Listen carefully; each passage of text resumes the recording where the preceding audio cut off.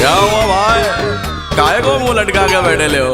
अरे का बोले भाई, चलो तुमको फ्लैशबैक में लेके चलते हैं, तब समझ में आएगा।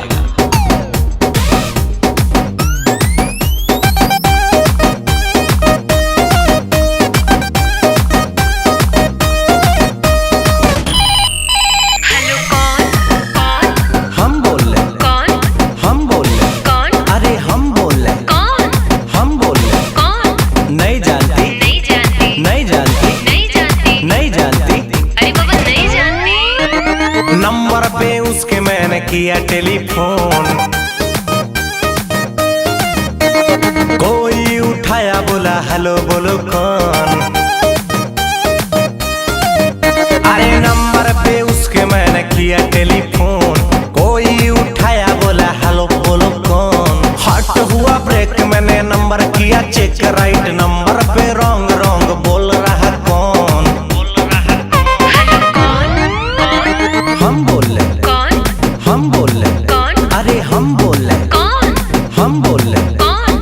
नहीं जानती, नहीं जानती, नहीं जानती, नहीं जानती, नहीं जानती, अरे बाबा नहीं जानती।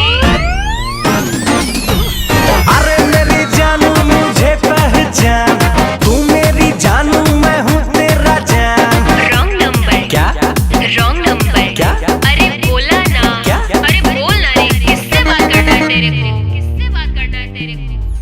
मेरे बाबू से, अच्छा, मेरे सोना से, मेरे जानू से।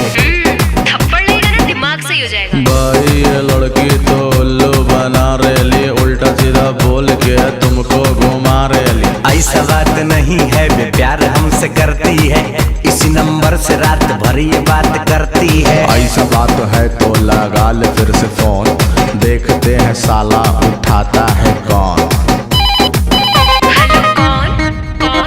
हम बोल रहे कौन, हम बोल रहे कौन, अरे हम बोल रहे कौन, अरे हम बोल रहे कौन। नहीं जानती, नहीं जानती, नहीं जानती, नहीं जानती, नहीं जानती, अरे बाबा नहीं जानती।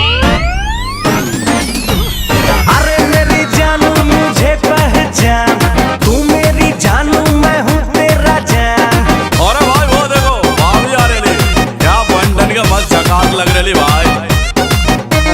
कल क्या हुआ था ये राज मैं हूँ खोलती, मम्मी बगल में थे कैसे को बोलती। भाई भाभी राइट बोल रही। चुप कर साले, बंद कर अपना ढोल, मेरे और इसके तू बीच में न बोल। छोड़ो ना जानो अब बात को भुलाते हैं, रेस्टोरेंट चल के बर्गर पिज्जा खाते हैं। जाओ ना भाई, भाभी रिक्वेस्ट कर रही। तब चलिए तो चलो।